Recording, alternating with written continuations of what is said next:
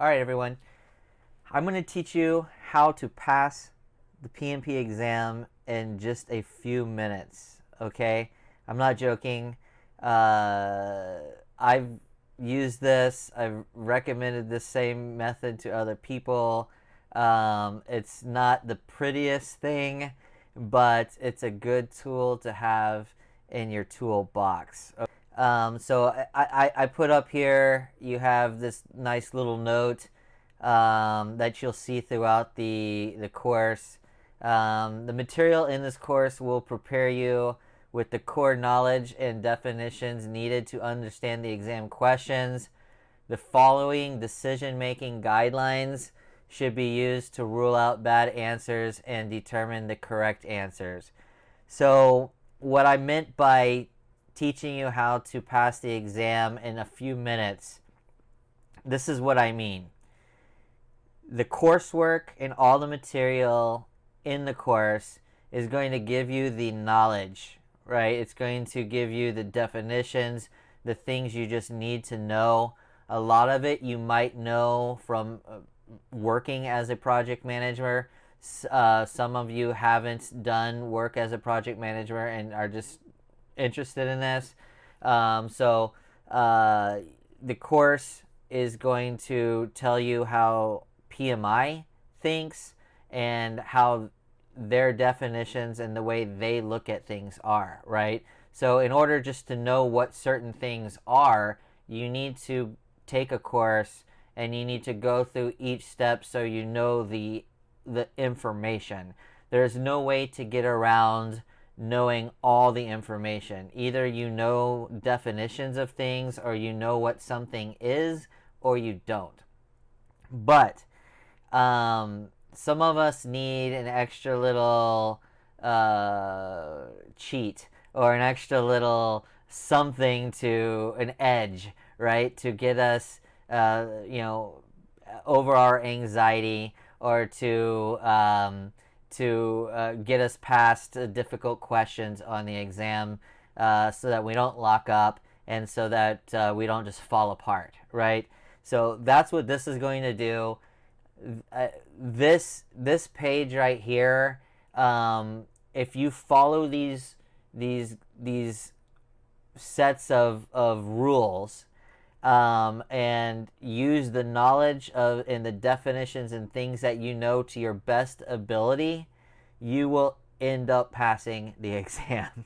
Okay, because the writers of the PMP exam have a certain way of thinking, and they're looking for certain answers. Okay, and if you go back through all the questions and looking at all the answers, you can then determine common themes and the way they do things, okay? And so I'm just going to give you some common themes on how to pass the exam.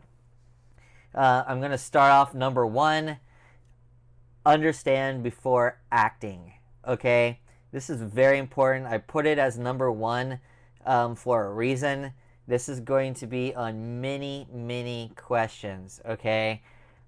Always discuss, investigate, analyze, and ask questions before deciding on a solution, okay? So they might even trick you and try to say, do some type of experiments or do some type of study.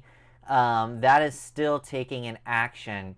You always want to go to the person making a complaint, or go to the person who is stating there's a problem and learn more about what they are saying is a problem. You always want to go to the source of who is reporting it, talk to them, find out more about what they think is an issue or about what they need from something, okay? Then after that, you can go to testing or research and going further along the route, okay? So when a question asks, what should a project manager do, right? Do first or do next? Several answers may seem correct. Okay? Choose the one that represents this principle first. Okay? This is going to get you past many, many, many questions. This one alone. Okay? So go in there thinking, always understand the problem first. Okay? Second, and the rest might not be in the perfect order. I did try to put these in order, somewhat order of importance, but eliminate distractors. Okay, so you disregard any answer that introduces information not mentioned in the question. Okay, you want to stay on topic. You're always trying to solve the question. Okay, so any answer that you read for a question, you need to look at it and see and ask, does this answer actually solve the need or the problem in the question? Okay? And then make sure that it's been introduced in the question, right? You don't want to pick an answer where something new is being introduced. Okay?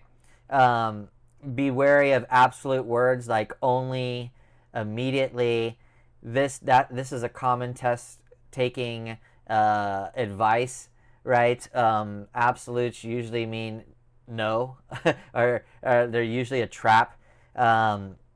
So the second bullet point: avoid answers suggesting waiting, postponing, delaying, or extending timelines. On the PMP exam, you do not want to do anything that will extend a timeline. Okay, if you're given the choice between more cost, increasing the budget, or increasing the timeline, you will want to go with increasing the budget. Okay, increasing the timeline should be the last thing you do on the PMP. Okay. Number 3, leadership mindset. This is also important. This is going to be throughout the PMP exam. It's going to be on many questions.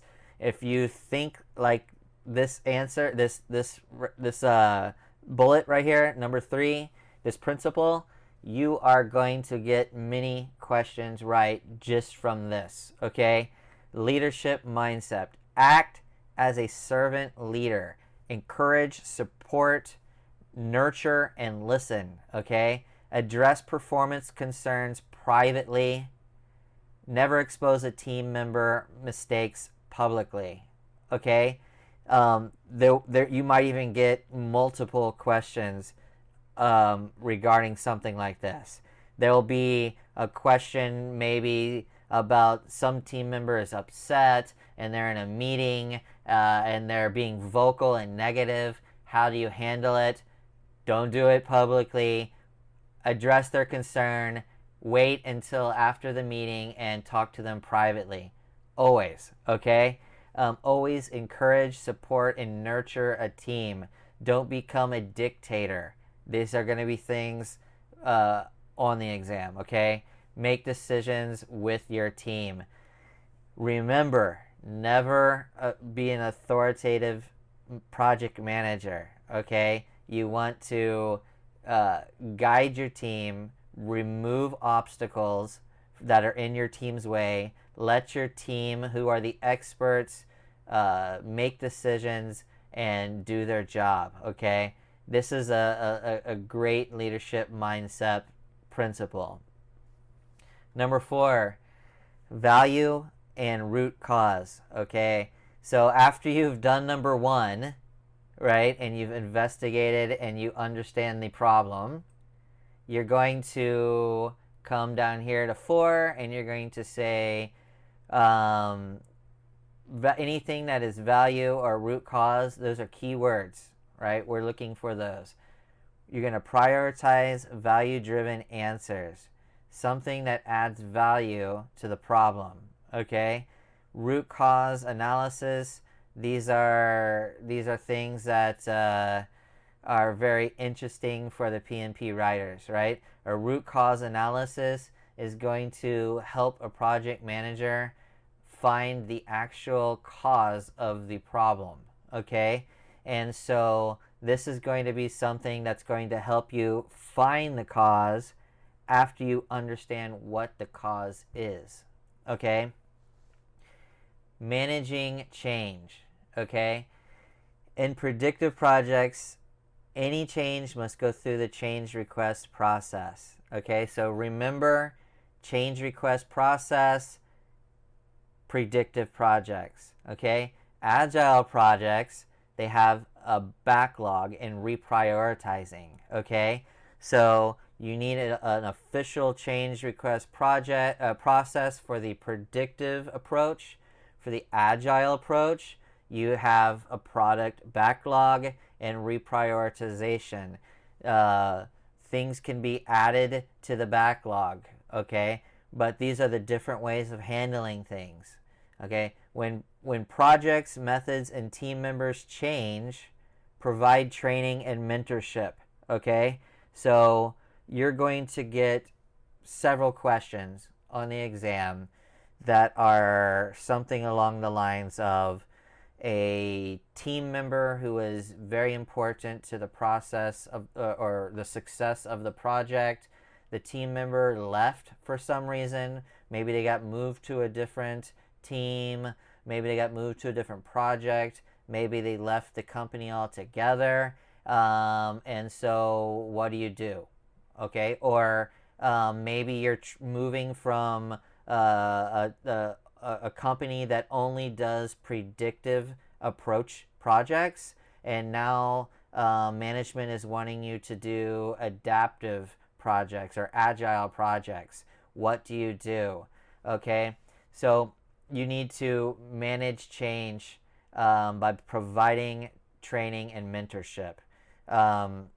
It's going to ask you about pairing, where you pair new employees or team members with senior team members, so you can transfer knowledge. These are things that are common on the PMP.